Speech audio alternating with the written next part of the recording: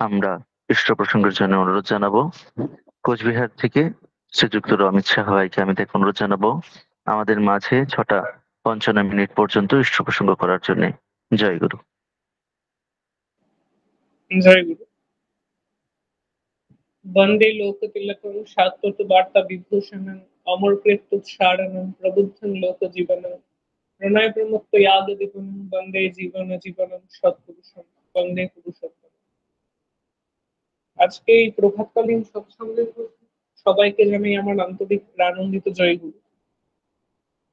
তো আজকে যে টপিকটা নিয়ে গত 2 সপ্তাহ ধরে ডিসকাস হয়ে আসছে, সেই শ্রী শ্রী ঠাকুরের বিবাহ নীতি এবং বর্ণাশ্রম, আজকে তারিখ তৃতীয় ভাগ বা পার্ট 3। তো এই দুটো পার্টে যে আলোচনাগুলো হয়েছিল সেটাই আমি সাম আপ করে আজকেরটা কন্টিনিউ করার চেষ্টা করব। ঠাকুর বলেছিলেন যে আমাদের জীবনকে যদি সুরক্ষিত রাখতে হয়, তো জীবনের দুটো জিনিসের নিতান্তই প্রয়োজন। এক হচ্ছে আমাদের জীবনে একটা আদর্শের প্রয়োজন, এবং আর এক হচ্ছে বিবাহ। ঠাকুর বারবার তাই বলেছেন যে বিবাহকে খেলা ভাবিও না। তো সেই বিবাহ জিনিসটা দেখতে গিয়ে আমরা দেখলাম যে ঠাকুর বলছেন যে বিবাহের মূল উদ্দেশ্যই হচ্ছে উন্নয়ন এবং সুপ্রজনন। এই সুপ্রজনন যে পার্টটা, সেটা দেখতে গিয়ে আমরা দেখলাম যে আমাদের যে ওয়েস্টার্ন কান্ট্রি গুলো আছে সেগুলোতে সুপ্রজনন বিদ্যা ইউজেনিক্স নিয়ে স্টাডি করা হতো, যেটার ভিত্তি ছিল সামাজিক ডারউইন তত্ত্ব। আর সেগুলো পরবর্তীতে নাৎসি জার্মান যারা ছিল তারা বিভিন্নভাবে বিকৃত করে সেগুলো ব্যবহার করে, এবং বিভিন্ন কারণে, সোশিও পলিটিক্যাল কারণে এই জিনিসগুলো সমালোচিত হয়, এগুলোকে ক্রিটিসাইজ করা হয়। এবং 1930-1940-এর পর থেকে এই যে বিজ্ঞানের শাখা সুপ্রজনন বিদ্যা, এটার প্রসার ধীরে ধীরে কমে আসতে থাকে, এবং এটা নিয়ে তেমন কথা বলা হয় না বর্তমান দিনে। তাই কিন্তু এর হাজার হাজার বছর আগে ঠাকুর যে বিবাহ নীতির কথা বলে গেছেন, যে আর্য নীতির কথা বলে গেছেন, আমাদের যে আর্য ঋষিরা ছিলেন, তারা যে একটা বিবর্তনের ওপর ভিত্তি করে আমাদেরকে দিয়ে গিয়েছিলেন বর্ণাশ্রম। সেই বর্ণাশ্রমটা স্টাডি করতে গিয়ে ঠাকুর প্রথমেই বললেন যে আমাদের একটি কুকুরের মডেলটা স্টাডি করা দরকার, কুকুরের মডেলটা পড়া উচিত। তো সেই কুকুরের মডেলটা করতে গিয়ে আমরা দেখলাম যে এখন এই যে এত বিভিন্ন প্রজাতির কুকুর আছে, 340টা প্রজাতির কুকুর আছে, তাদের আকৃতি এক এক রকম, তাদের আচরণ এক এক রকম, বিভিন্ন টাইপের কুকুর আছে। তো কুকুর কিন্তু প্রথমে কুকুর ছিল না। আমরা দেখলাম যে প্রথমে নেকড়ে ছিল, সেই নেকড়েকে আমরা পোষ মানিয়ে আস্তে আস্তে সে নেকড়েই বিবর্তিত হয়ে কুকুরের সৃষ্টি হয়। কিন্তু সেই যে তার মানুষের সাথে বন্ধুত্বপূর্ণ যে স্বভাবটা, সেটা কিন্তু সেই একদম আদি গোড়ার থেকে শুরু করে এখনো পর্যন্ত চলে আসছে। সেই যে ফ্রেন্ডলি নেচার, প্রভু ভক্ত কুকুর আমরা বলি। তাই ঠাকুর বললেন যে যে কোনো বৈশিষ্ট্য সেটা কিন্তু 10,000 বছরেও ধ্বংস হয় না। তো আমরা দেখলাম তারপরে মানুষের বিবর্তনে দেখলাম যে যারা যারা পরিবেশের এই যে বিভিন্ন বিভেদ বা ভেরিয়েশন, সেগুলোকে অ্যাডাপ্টেশন করে, অভিযোজিত করে নিজেদেরকে প্রকৃতি দ্বারা নির্বাচিত হয়, প্রাকৃতিক নির্বাচনে অংশগ্রহণ করে প্রাকৃতি দ্বারা নির্বাচিত হয়, তারাই বেঁচে থাকে।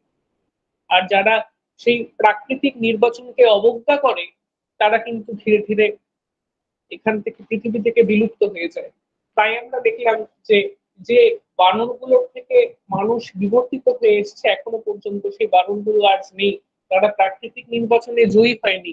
এমনকি মানুষের সঙ্গে সাদৃশ্যপূর্ণ, মানুষের ডিএনএ এর সাথে 97.5% মিল থাকা হোমোনিয়ানথ্যালস, এটাও আজ নেই, কারণ তারা সেই প্রাকৃতিক নির্বাচনে জয়ী হয়নি, ন্যাচারাল সিলেকশনে জয়ী হয়নি, সে আন্তঃপ্রজাতিক সংগ্রামে ফিরে যায়।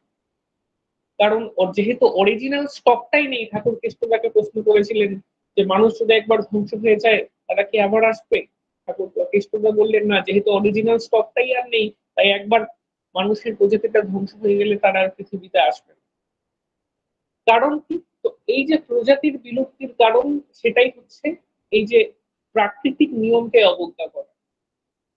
তাই ঠাকুর বিধিবিন্যাস গ্রন্থের 9 নম্বর বাণীতে বলছিলেন যে নিষ্ক্রিয় বিধিকে অবজ্ঞা করতে পারো, তাচ্ছিল্য করতে পারো তাকে, সে স্বাধীনতা তোমার আছে, কিন্তু প্রকৃতি তার দুর্দান্ত আঘাত হানতে নিবৃত্ত হবে না, সেও ঠিক। সেই স্বাধীনতা প্রকৃতিরও আছে, যা শ্রেয় বিবেচনা করো তাই করো। তো এই যে প্রকৃতির নিয়মকে অবজ্ঞা করা, সেই পাওয়ারটা কিন্তু তিনি আমাদের দিয়েছেন। আমরা নিজেদের মতো চলতে পারি, আমরা যা খুশি তাই করতে পারি, সেই ফ্রি উইলটা পরম পিতা আমাদের দিয়েছেন। এখন আমি অবজ্ঞা করলেও প্রকৃতি কিন্তু আমার উপর আঘাত হানতে নিবৃত্ত হবে না, ঠাকুর সতর্কবাণী দিয়ে দিয়েছেন। এরপরে আমরা দেখলাম এই যে বর্ণাশ্রম, বর্ণাশ্রমের ভিত্তিটাই কিন্তু বিবর্তনের উপর ভিত্তি করে। ঠাকুর যে বিবর্তনের উপর ভিত্তি করে বর্ণাশ্রমের যে ব্যাখ্যাটা দিয়েছিলেন, ঠাকুর বলছিলেন যে আমার মনে হয় যখন এই স্বল্প বিবর্ধিত একটা শুক্রাণু অধিক বিবর্ধিত ডিম্বাণুর ফার্টিলাইজিং এজেন্ট হিসেবে কাজ করে, সেখানে জীববিজ্ঞান সমন্বিত বিধির উপর একটা অত্যাচার করা হয়। তাই ডিম্বকোষ সেখানে শুক্রকীটকে প্রতিরোধ করতে চায়। আর এই দ্বন্দ্বের ফলে কিন্তু মাতৃধাতু আর পিতৃধাতুর যে বৈশিষ্ট্য, সেটা বিধ্বস্ত হয়, সেটা বিকৃত হয়, সেটা বিপর্যস্ত হয়। আর সন্তান না পায় মায়ের ভালোটা, না পায় বাপের ভালোটা। তো এই যে ঠাকুর এই যে বিবর্তনের ফলে যে দ্বন্দ্বের কথা বললেন, আমরা দেখলাম যে বর্তমানে সায়েন্সের যে শাখাগুলো আছে, সায়েন্সের বিশেষ করে জেনেটিক্স এর এপিজেনেটিক্স, আগের দিন সেই রিসার্চ পেপার গুলো আমরা দেখলাম যে সেগুলো কিন্তু আস্তে আস্তে ঠাকুরের এই থিওরিটাকে প্রুফ করার দিকে এগোচ্ছে। আমি বলছি না যে পুরোটা প্রুফ করেছে, কিন্তু নিজের অজান্তেই হয়তো বিজ্ঞানীরা সেগুলোকে প্রুফ করার দিকে এগোচ্ছে।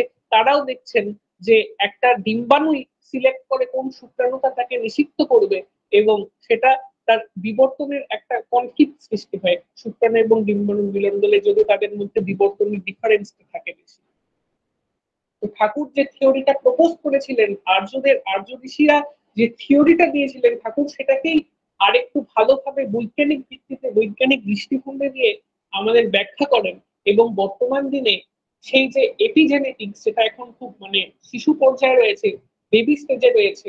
সায়েন্সের দিক থেকে আস্তে আস্তে রিসার্চ এর স্প্যানটা ক্রমশ বাড়ছে।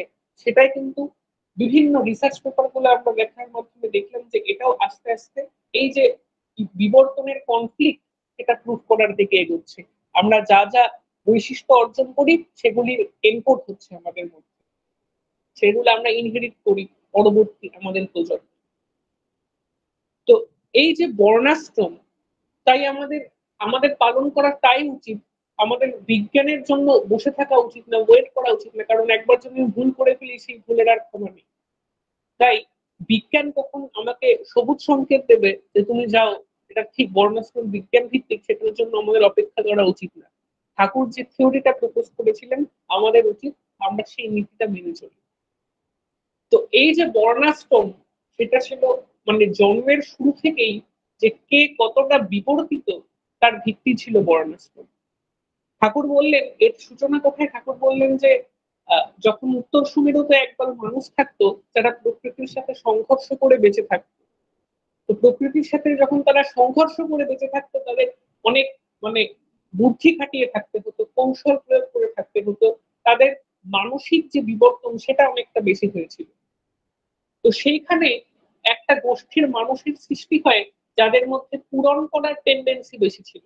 সবার প্রথমে অপরকে ফুলফিল করা, কি করে মানুষকে নিয়ে একসাথে থাকা যায়, সহযোগিতা করা যায়, কোঅপারেশন করা যায়, সেই একটা যে প্রবৃত্তি, সেটা তাদের মধ্যে বেশি ছিল। তারাই হচ্ছে বিপ্র। বিপ্র মানে বিশেষভাবে পূরণ করে যারা, সবার প্রথমে এদের সৃষ্টি। তারপর একদল মানুষ, একদল কমিউনিটি ধীরে ধীরে গড়ে ওঠে যাদের মধ্যে পালন করার প্রবৃত্তি বেশি ছিল। তারা হচ্ছে ক্ষত্রিয়, মানে ক্ষয় থেকে রক্ষা করে যারা। এর কিছু সময় পরে আস্তে আস্তে একটা গোষ্ঠীর মানুষের সৃষ্টি হয়, একটা কমিউনিটির সৃষ্টি হয় যাদের মধ্যে পোষণ করার টেন্ডেন্সি বেশি ছিল, মানে কি করে পোষণ করা যায় মানুষকে, নার্চার করা যায় মানুষকে, তারা হচ্ছে বৈশ্য। এই তিনটে বর্ণের সৃষ্টি হয় এইভাবে। আর এখানে কোনো উঁচু নিচু ছিল না, বিবর্তনের ভিত্তিতে। যেহেতু সবার আগে বিবর্তিত হয়েছে, বিবর্তনের টাইম পিরিয়ড সময়কালটা বেশি, তাই বিবর্তনের ক্ষেত্রে বিপ্র, তারপর ক্ষত্রিয়, তারপর বৈশ্য। যেহেতু সময়কালটা বেশি, তাই তাদের বিবর্তনটাও বেশি, তাই তার ভিত্তিতে। কিন্তু এখানে কোনো ভেদাভেদ, ভেদভাব তখনকার সময় ছিল না। এরপরে সেই আর্যরা যখন উত্তর সুমেরু থেকে মানে প্রকৃতির সাথে এত যুদ্ধ করে বেঁচে থাকতে পারছিলেন না, তাদের জীবন আহ একদম কষ্টকর হয়ে পড়ছিল, তখন তারা ধীরে ধীরে নিচে নেমে আসতে শুরু করেন এবং বিভিন্ন জায়গায় মাইগ্রেট করা শুরু করেন। তারা আস্তে আস্তে একদল যায় ইউরোপে, একদল যায় সেন্ট্রাল এশিয়াতে, একদল যায় ভারতে, কেউ কেউ অস্ট্রেলিয়াতে। তো ভারতে যারা এলেন তাদের মধ্যে তিনটে বর্ণই ছিল, বিপ্র, ক্ষত্রিয় এবং বৈশ্য। তারা তখনকার সময়ে ভারতে ছিল ইন্ডাস ভ্যালি সিভিলাইজেশন, সেই সভ্যতাটা তখন টিকে ছিল, তারাও খুব উন্নত ছিল। সেই তাদের সাথে তাদের মিক্সিং শুরু হয়, ইন্টারমিক্সিং শুরু হয়, এবং এই ভারতের যারা অধিবাসীরা ছিলেন তারা তারাও খুব উন্নত ছিলেন। তারা সেই দীক্ষা এবং শিক্ষার মাধ্যমে আর্যায়িত হয়ে সুচিকৃত হলেন, তাদেরকে বলা হয় শূদ্র। তো এই চারটা বর্ণ, বিপ্র, ক্ষত্রিয়, বৈশ্য, শূদ্র, এই চারটা বর্ণ তখনকার সময় ছিল, এবং এদের মধ্যে কোনো ডিসক্রিমিনেশন ছিল না, কোনো ভেদাভেদ ছিল না, এবং প্রত্যেকেরই আপলিফমেন্ট মানে একটা উচ্চতর জায়গায় যাওয়ার সুযোগ ছিল। তো এই যে বিপ্র, ক্ষত্রিয়, বৈশ্য, শূদ্র, এদের সবার উপরেও যে ছিলেন, যারা ছিলেন মানে সমাজের নীতি নিয়মগুলি তৈরি করতেন, সমাজ কিভাবে চলবে এই জিনিসগুলো বিভিন্ন বিষয় নিয়ে রিসার্চ করতেন, তারা হচ্ছেন ব্রাহ্মণ। ব্রাহ্মণ মানে যারা ব্রহ্মজ্ঞান অর্জন করেছেন। বিপ্র আর ব্রাহ্মণ তো আলাদা জিনিস। যারা ব্রহ্মজ্ঞান অর্জন করেছেন তারাই ব্রাহ্মণ। সেটা বিপ্র হতে পারে, ক্ষত্রিয় হতে পারে, বৈশ্য হতে পারে, শূদ্র হতে পারে।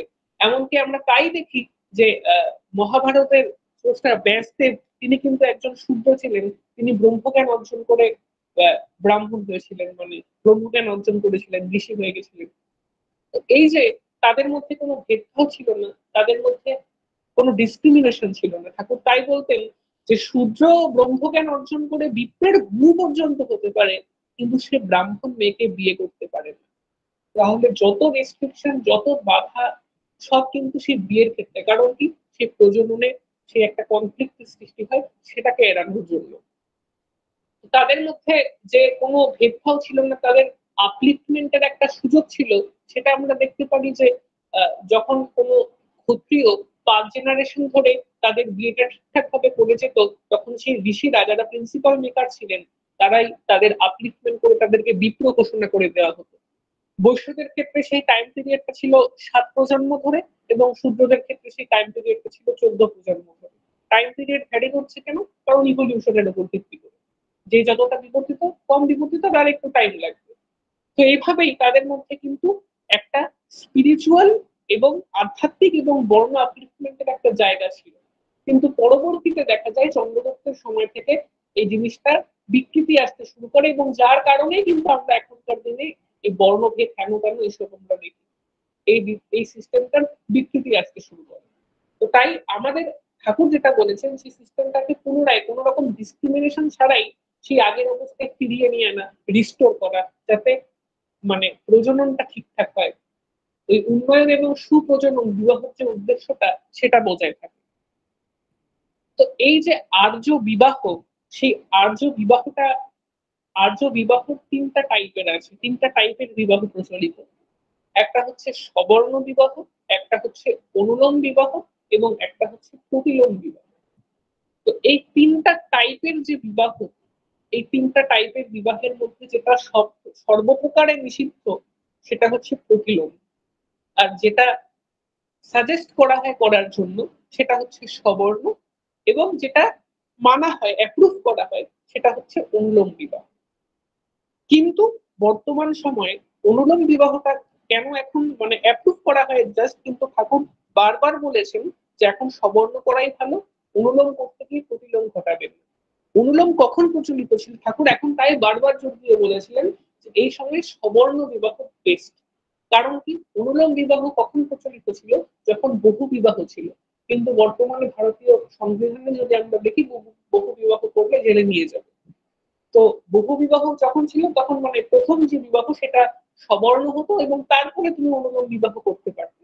বাট এখন যেটা, যেহেতু এটা আমাদের কনস্টিটিউশনের বাইরে, তাই এটা একদমই নিষিদ্ধ। তাই অনুলোম না করাই ভালো, ঠাকুর তাই বলছেন সবর্ণটাই বেস্ট।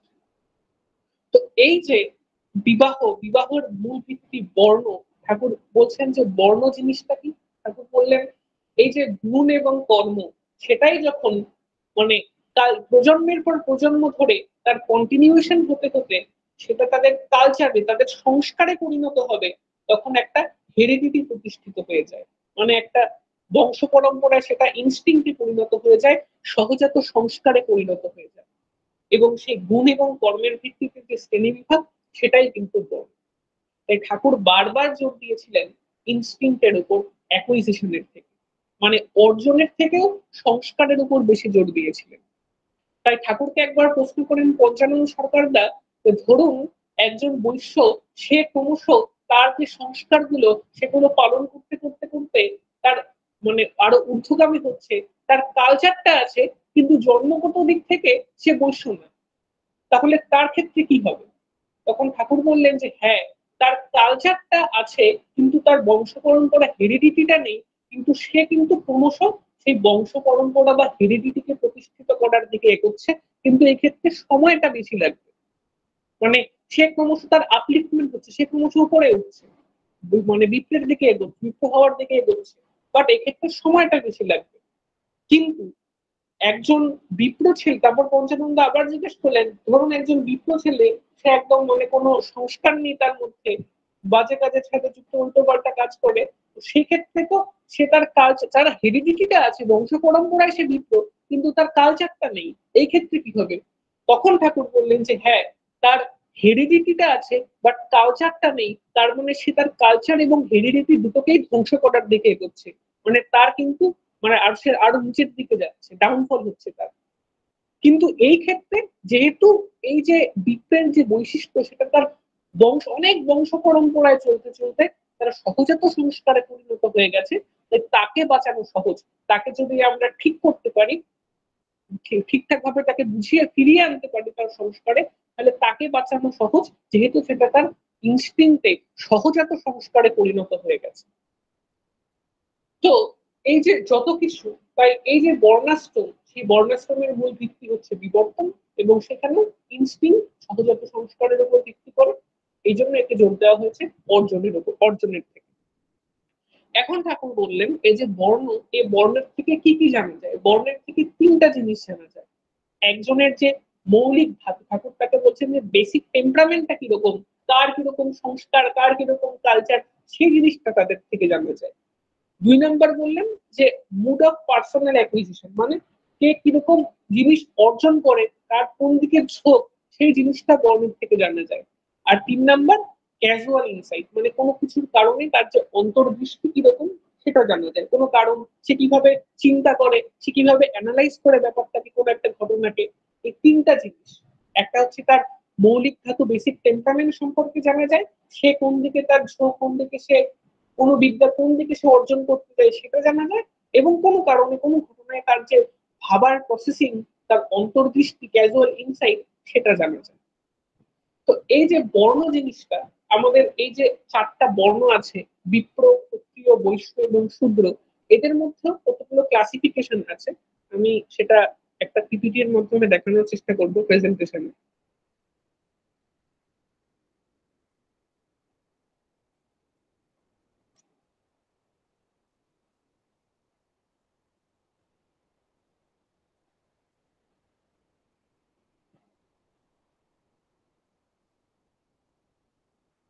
তো সবার প্রথমে যদি আমরা দেখি যে বিপ্র বর্ণ, এই যে বিপ্র, এই বিপ্র বর্ণের মধ্যে আমি গোত্র প্রবর, এটা একটু পরে আসছি। আমি প্রথমে এই যে বর্ণ এবং বর্গ, এটা একটু ক্লাসিফাই করি। তো প্রথম যে আমাদের আসলো বিপ্র বর্ণ। তো বিপ্র বর্ণের মধ্যে কিন্তু আমরা চারটা বর্গ দেখতে পারি, মানে চারটা ভাগ দেখতে পারি। যেমন কি প্রথম ভাগ যেটা, যে ধরুন একজন বিপ্র পিতা এবং একজন বিপ্র মাতা আছে, এদেরকে সবার প্রথমে এরা বিপ্র পিতা এবং বিপ্র মাতা, এদের মধ্যেও আবার দুটো ভাগ আছে, একটা হচ্ছে কুলীন এবং একটা হচ্ছে স্তোত্রীয়, এই দুটো টাইপ আছে। এটা গেল এক নাম্বার শ্রেণী বিভাগ। দুই নাম্বার শ্রেণী বিভাগ হচ্ছে যে ধরুন একজন বিপ্র পিতা আছে এবং তার ক্ষত্রিয় মাতা আছে, মানে বিপ্র পিতা প্লাস ক্ষত্রিয় মাতা, এদেরকে আমরা বলি হচ্ছে মূর্ধাবশিষ্ট বিপ্র। 3 নাম্বার হচ্ছে যে যদি বিপ্র পিতা এবং বৈশ্য মাতা থাকে তাদেরকে আমরা বলি হচ্ছে অম্বষ্ঠ বিপ্র। এদের উদাহরণ হচ্ছে বৈদ্য, যারা বৈদ্য টাইটেলের হয় তারা হচ্ছে এই অম্বষ্ঠ বিপ্রের এক্সাম্পল। আর একটা লাস্ট যে ক্লাসিফিকেশন সেটা হচ্ছে বিপ্র পিতা এবং শূদ্র মাতা, তারা হচ্ছে আমাদের পার্শ্বব বিপ্র। এদের একটা এক্সাম্পল হচ্ছে স্টিপালি নমশূদ্র, যারা এরা হচ্ছে পার্শ্বব বিপ্রের উদাহরণ। তো এই যে উৎকৃষ্টতা, এখানে উৎকৃষ্টতা মানে কিন্তু এই না যে এ উঁচু সে নিচু, এটা হচ্ছে বিবর্তনের উপর ভিত্তি করে। তো এই উৎকৃষ্টতা অনুযায়ী যে শ্রেণী বিভাগটা, প্রথমে কুলীন বিপ্র, তারপর শ্রোত্রিয় বিপ্র, তারপর মূর্ধাবশিষ্ট বিপ্র মানে বিপ্র প্লাস ক্ষত্রিয়, তারপর অম্বষ্ঠ বিপ্র মানে বিপ্র প্লাস বৈশ্য, এবং তারপর পার্শ্ব বিপ্র মানে বিপ্র প্লাস শূদ্র। এখন বিপ্রদের ক্ষেত্রে যদি আমরা বিবাহ বিধিটা লক্ষ্য করি, তো সেটা কি, সেটা হচ্ছে যে বিপ্রের সাথে শুধুমাত্র বিপ্রেরই বিবাহ হবে। ঠাকুর বলছেন যে সবর্ণ বিয়ে, সবর্ণ বিয়েটা মাস্ট এখন, সবর্ণ বিয়ে সলিউশন। সবর্ণ ভিন্ন গোত্র, গোত্র আমি করে আসছি। তো বিপ্র বিপ্রের সাথেই বিয়ে করবে, মূর্ধাবশিক্তর সাথে মূর্ধাবশিক্তেরই বিয়ে হবে, অম্বস্থর সাথে অম্বস্থর বিয়ে হবে। এর মধ্যে একটা জিনিস ইম্পর্টেন্ট, যে বৈদ্য যে টাইটেলটা আছে তারা শুধুমাত্র বৈদ্যের সাথেই বিয়ে করবে, আর পার্শ্বদের সাথে পার্শ্বদেরই বিয়ে হবে, মানে সদৃশ বিবাহ। ঠাকুর তাই বারবার এটার উপর জোর দিয়েছেন যে সদৃশ বিবাহ, সেম কমিউনিটিতে বিবাহ, এটার উপর ঠাকুর জোর দিয়েছেন। এটা গেল বিপ্রদের বিবাহ বিধি। এরপর আসলো যে কায়স্থ যারা মানে ক্ষত্রিয় যারা, ক্ষত্রিয়দের যে বর্গ, ক্ষত্রিয়দের যে ক্লাসিফিকেশন সেটাই। এদেরকে আমরা 3টে ভাগে ভাগ করতে পারি ক্ষত্রিয়দের ক্ষেত্রে। ধরুন ক্ষত্রিয় পিতা এবং ক্ষত্রিয় মাতা, এরা দুজনেই ক্ষত্রিয়, এদেরও এদেরকে আমরা বলি পূর্ণ ক্ষত্রিয়। এখন এই পূর্ণ ক্ষত্রিয় যারা, তাদেরও আবার দুটো ভাগ আছে, কুলীন এবং মৌলিক। যেমন ঠিক আমরা বৃত্তের ক্ষেত্রে দেখলাম যে স্তোত্রীয় এবং কুলীন, ঠিক সেরকম। এরপর আছে ক্ষত্রিয় পিতা এবং তার যদি বৈশ্য মাতা, এই দুটো যদি থাকে, ক্ষত্রিয় পিতা আর বৈশ্য মাতা, তাদেরকে আমরা বলি হচ্ছে মাহিষ্য ক্ষত্রিয়। এরাও নিজেদের বর্গেই বিয়ে করবে। আবার ক্ষত্রিয় পিতা এবং শূদ্র মাতা, এরা যে আছে এদেরকে আমরা বলি হচ্ছে উগ্র ক্ষত্রিয়। তো আমরা 3টা টাইপের ক্ষত্রিয় দেখলাম, একটা হচ্ছে পূর্ণ ক্ষত্রিয়, দুজনেই ক্ষত্রিয়, তারপর হচ্ছে মাহিষ্য ক্ষত্রিয়, ক্ষত্রিয় পিতা বৈশ্য মাতা, এবং উগ্র ক্ষত্রিয়, যারা ক্ষত্রিয় পিতা আর শূদ্র মাতা। এখন এই যে ক্ষত্রিয় বর্গ যেটা আছে, ক্ষত্রিয় বর্ণ, সেই বর্ণের যে বর্গগুলো আছে, যে 3টা ক্লাসিফিকেশন আমরা দেখলাম, তাদের মধ্যে সবার প্রথমে ওই কুলীন, তারপর মৌলিক, তারপর মাহিষ্য, তারপর হচ্ছে উগ্র ক্ষত্রিয়। তো এই যে আমরা দেখলাম যে মাহিষ্য ক্ষত্রিয় আর উগ্র ক্ষত্রিয়, এটা কিন্তু অনুলোম, মানে একটা হায়ার বর্ণ, মানে ক্ষত্রিয়র সাথে বৈশ্য শূদ্র, এরা হচ্ছে অনুলোম বর্গীয় ক্ষত্রিয়, অনুলোম ক্ষত্রিয় বর্গ। আর এরা হচ্ছে পূর্ণ ক্ষত্রিয়, যেহেতু ক্ষত্রিয় পিতা ক্ষত্রিয় মাতা দুজনেই ক্ষত্রিয়। এই গোত্রগুলোতে আমি পড়ে আসছি, আমি জাস্ট এই এক্সাম্পল গুলো দেখাচ্ছি এখানে। যে বসু, এরা হচ্ছে গৌতম ঋষি গোত্র, ঘোষ সকরি ঋষি গোত্র, বিভিন্ন টাইপের যে গোত্রগুলো আছে সেগুলো এই স্লাইডে দেওয়া আছে। এরপরে আমরা দেখবো যে বৈশ্য এবং শূদ্রের যে শ্রেণী বিভাগ। তো যার পিতাও বৈশ্য এবং মাতাও বৈশ্য তারা হচ্ছে পূর্ণ বৈশ্য, এবং যার পিতা বৈশ্য এবং মাতা শূদ্র তারা হচ্ছে করণ বর্গের উদাহরণ। করণ বর্গ মানে দুটো ক্লাসিফিকেশন, একটা হচ্ছে পূর্ণ বৈশ্য এবং একটা হচ্ছে করণ বর্গ। তো বিভিন্ন যে বৈশ্য সম্প্রদায় আছে, একটা বিশিষ্ট বৈশ্য সম্প্রদায়, তার মধ্যে একটা এক্সাম্পল, একটা 12 জীবী টাইটেল। ঠাকুর এটা আলোচনা প্রসঙ্গে বলেছেন যে 12 জীবী টাইটেলের বা বারুই যারা আছে তাদের উৎপত্তিটা কোথায়। এই যে করণ, যে কন্যারা ছিলেন, করণ বলতে করণের কন্যা মানে কোনো একজন বৈশ্য পিতা এবং কোনো একজন শূদ্র মাতা, তাদের যদি বিয়ে হয়, তাদের যে মেয়ে সন্তান তারা হচ্ছে করণ কন্যা।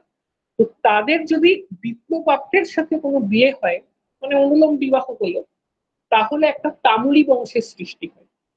তো সেই তামুলি বংশের মেয়ে যখন আবার কোনো বিপ্রপাত্রের সাথে বিয়ে করবে, তখন 12 জীবী বা বারুই টাইটেলটা সৃষ্টি হয়। ঠাকুর একটা স্পেসিফিক এক্সাম্পল দিয়েছিলেন এই ক্ষেত্রে নানা প্রসঙ্গে বইতে। আবার এই যে বৈশ্য কারা, বৈশ্যদের মধ্যেও সাহা সুবর্ণ বণিক যারা, তারা খাঁটি বৈশ্যের এক্সাম্পল। আবার গোয়ালা, সদ্গত, গোপ, যাদব, কর্মকার, মালাকার, কুম্ভকার, গন্ধবণিক, তাঁতি, তেলি, নাপিত, তিলি, 12 জীবী, তামুলি, এরা কিন্তু এরাও বৈশ্যদের বিপ্রজাত হওয়ার সম্ভাবনা আছে।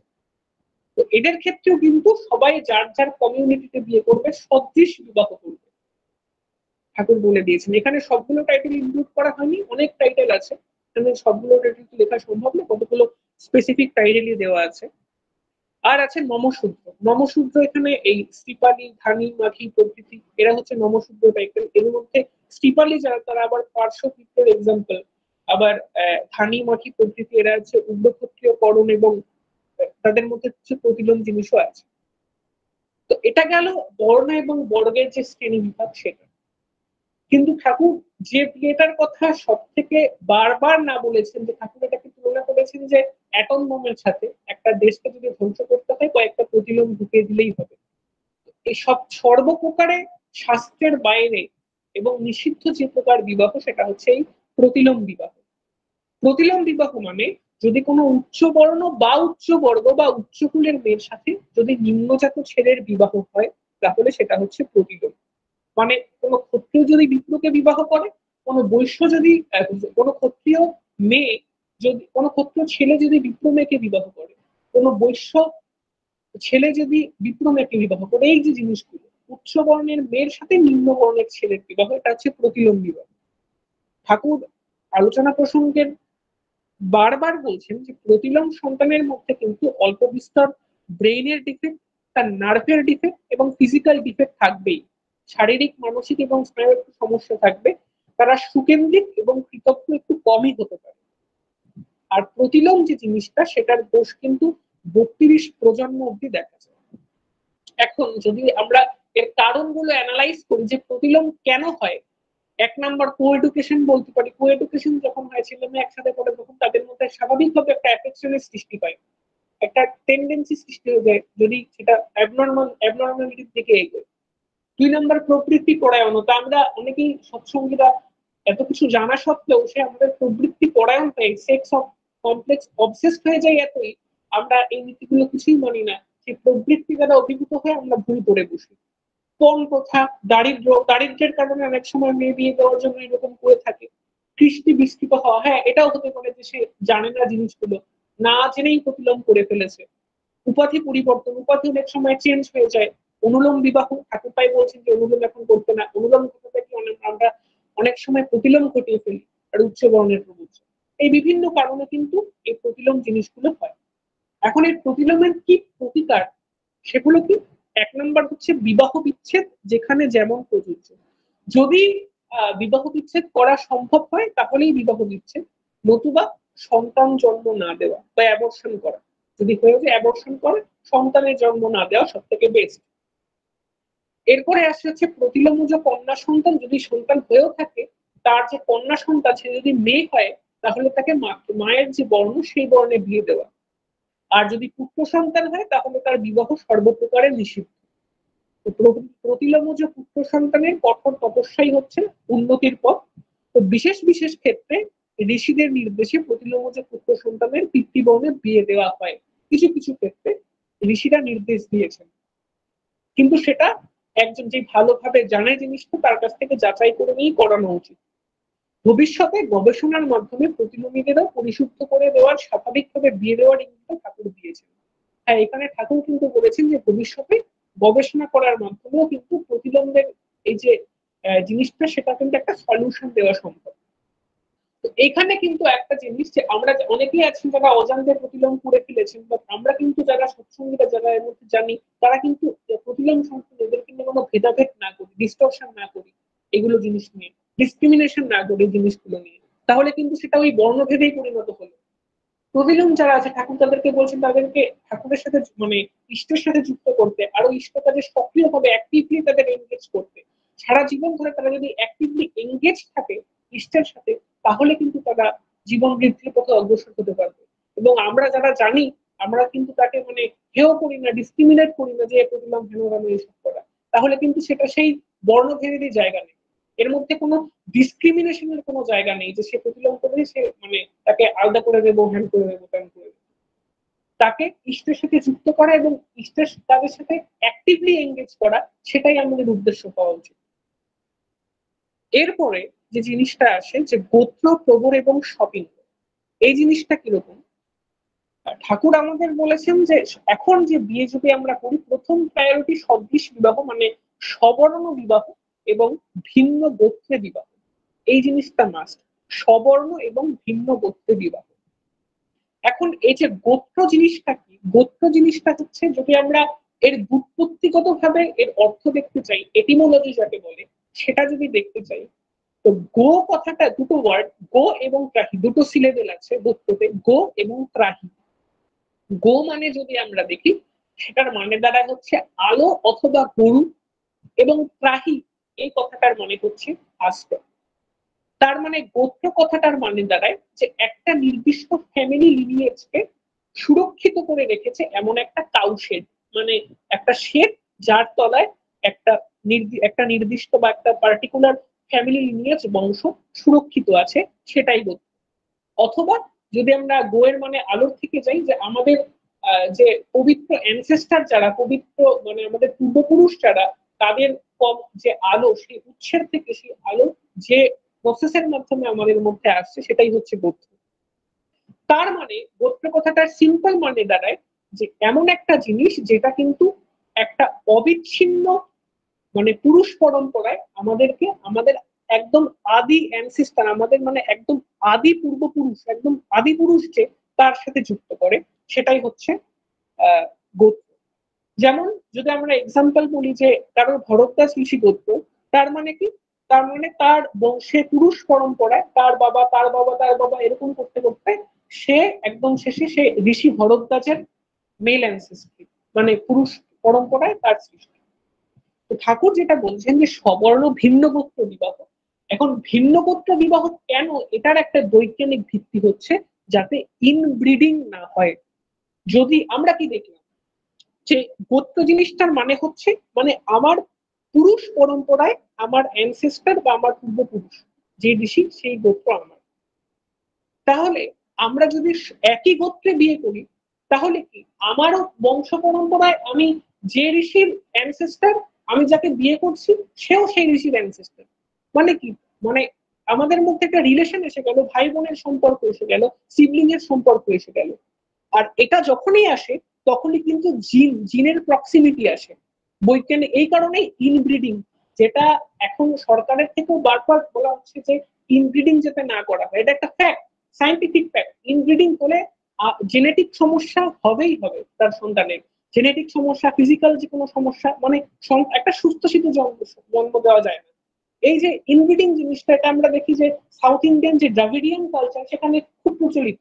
কিন্তু বর্তমানে সরকার থেকে বারবার অ্যাওয়ারনেস ফেলানো হচ্ছে যে এই ইনব্রিডিং জিনিসটা যাতে বন্ধ করা হয়। সমাজে বিকৃত সন্তানের জন্ম হয়, বিভিন্ন রোগে আক্রান্ত সন্তান, এর সংখ্যা ক্রমশ বাড়তে থাকে। তাই সেটাই কিন্তু ঠাকুর, তাই এই যে গোত্র জিনিসটা, গোত্র জিনিসটাও তাই, যে সবর্ণ ভিন্ন গোত্র বিবাহ। এখন প্রবর জিনিসটা কি, এই গোত্রকারক যে ঋষি আছেন তাদের মধ্যে যে ফেমাস কয়েকজন পূর্বপুরুষ যারা, তারা হচ্ছে প্রবর। মানে এই ঋষিগণের সাথে পরস্পরের রক্তের সম্পর্ক ছিল, বা এদের হচ্ছে প্রবর। যেমন কয়েকটা প্রবরের এক্সাম্পল এখানে দেওয়া আছে, বশিষ্ঠ মুনি, শক্তি মুনি, পরাশ মুনি, ব্যাসদেব, এরা হচ্ছে পরস্পর কিছু প্রবরের উদাহরণ।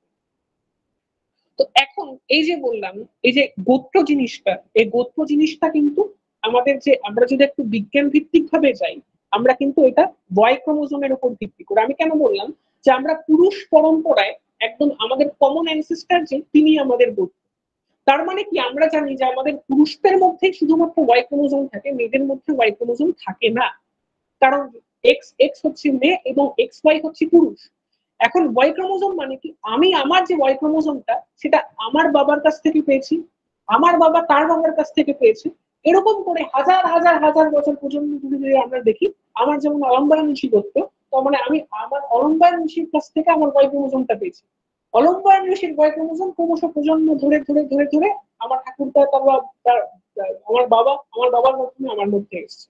তার মানে কি, এটা কিন্তু মানে মেল লিনিয়েজ, মানে বংশ পরম্পরায়, মানে পুরুষ পরম্পরার মধ্য দিয়ে ওয়াই ক্রোমোজোমের একটা সংরক্ষণ বলা যেতে পারে।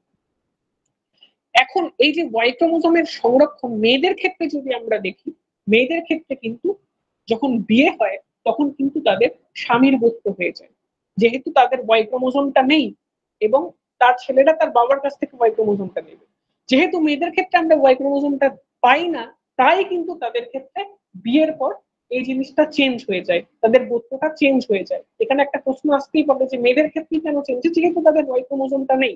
আর বিয়ের পর ঠাকুর বলছেন যে বিয়ের পর একটা মেয়ে যখন বাবার কাছে থাকে, কিন্তু তার যখন বিয়ে হয় সেই স্বামীর সংস্পর্শে এসে তার ওই যে বলছিলাম বর্ণ আর গোত্র কি কি জিনিস নির্ণয় করে, ওই যে বেসিক টেম্পারামেন্ট, তারপর তার পার্সোনাল অ্যাকুইজিশনের মুড, তার ক্যাজুয়াল ইনসেট, এগুলো চেঞ্জ হয়ে যায়।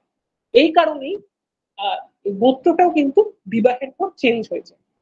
আর আরেকটা রিজন যদি আমরা দেখি, এই যে ওয়াই ক্রোমোজোমটা আমরা দেখছি, আমাদের বৈজ্ঞানিকরা দেখছেন যে ওয়াই ক্রোমোজোমটা কিন্তু ক্রমশ দুর্বল হয়ে আসছে, মানে তাদের আকারে ছোট হয়ে আসছে ক্রমশ, হাজার হাজার বছর ধরে। তারা দেখছেন যে ওয়াই ক্রোমোজোমটা ক্রমশ মিউটেশনের মাধ্যমে ছোট হয়ে যাচ্ছে। মানে তারা এক্সপেক্ট করছেন যে কয়েক মিলিয়ন বছর পর কিন্তু এই ওয়াই ক্রোমোজোমটাই হয়তো থাকবে না, মানে তাহলে আর পুরুষই থাকবে না সারা পৃথিবীতে। আর কয়েক মিলিয়ন বছর পর বিবর্তিত হয়ে, যেহেতু ওয়াই ক্রোমোজোম ক্রমশ ছোট হয়ে আসছে।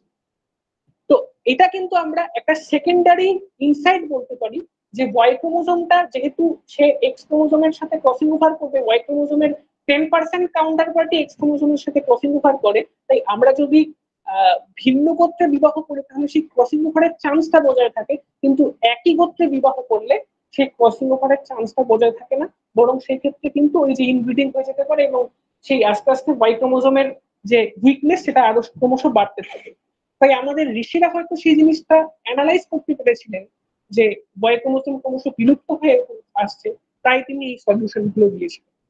এখন অনেক ক্ষেত্রে আমাদের গোত্র জানা থাকে না, যেমন বৈশ্যদের ক্ষেত্রে গোত্রের সংখ্যা খুবই কম, বেশিরভাগ ক্ষেত্রেই সেম গোত্র দেখা যায়, খুব কম গোত্র। তখন ঠাকুর বলছেন যদি গোত্র নাও জানা থাকে তাহলে তুমি সবৃষ বিয়ে করতে পারো, মানে একই গোত্রে বিয়ে করতে পারো, কিন্তু তখন তোমাকে দেখতে হবে যাতে স্বপিণ্ড বিবাহ না হয়। স্বপিণ্ড মানে মানে হচ্ছে নিজ এবং পিণ্ড মানে হচ্ছে শরীর, মানে নিজের শরীরের সাথে নিজের রক্তের সম্পর্ক আছে, 7 জেনারেশন ধরে যদি কোনো রক্তের সম্পর্ক না থাকে তাহলে তুমি সেই বিয়েটা করতে পারো। স্বপিণ্ড বিবাহ কিন্তু বাদ দিয়ে করতে হবে। এটা আমরা দেখি যে 1955 সালে হিন্দু ম্যারেজ অ্যাক্ট, সেখানেও কিন্তু এর স্বপিণ্ড বিবাহ, নিজের রক্তের সম্পর্ক থাকে যে বিবাহ, সেই বিবাহকে মানে একদম একদম বাদ দিয়ে দেওয়া হয়েছিল। তো বাবা মার সাথে যদি কোনো মানে 7 জেনারেশন ধরে কোনো সম্পর্ক না থাকে রক্তের, তাহলে কিন্তু সেটা দিয়ে দেওয়া সম্ভব।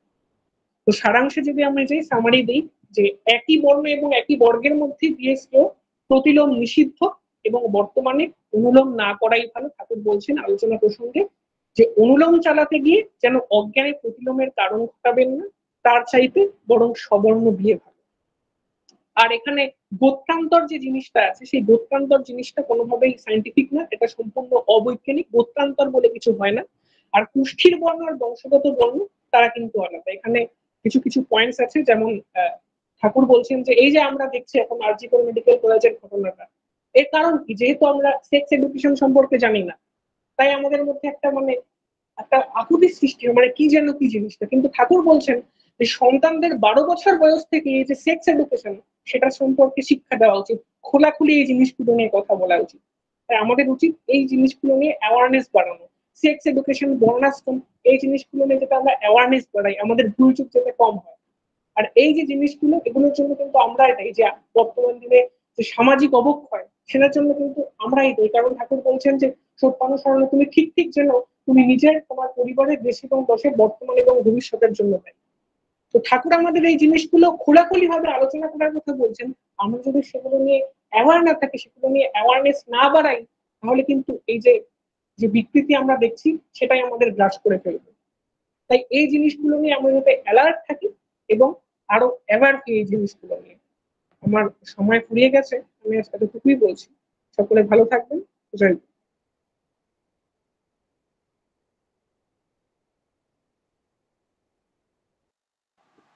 জয় গুরু ভাই, জয় গুরু। অত্যন্ত অত্যন্ত সমৃদ্ধমূলক একটি আলোচনা বা ইষ্ট প্রসঙ্গ বলি, একটা শিক্ষাগত মানে শিক্ষামূলক আলোচনা ভীষণ ভাবে উদ্বুদ্ধ করলো আমাদের প্রত্যেককেই। ঠাকুরের একটি বাণী ভীষণ চোখের সামনে উজ্জ্বল হয়ে উঠলো। ঠাকুর বললেন, বৈশিষ্ট্য উদ্দাম যেথা, অবাধ আদান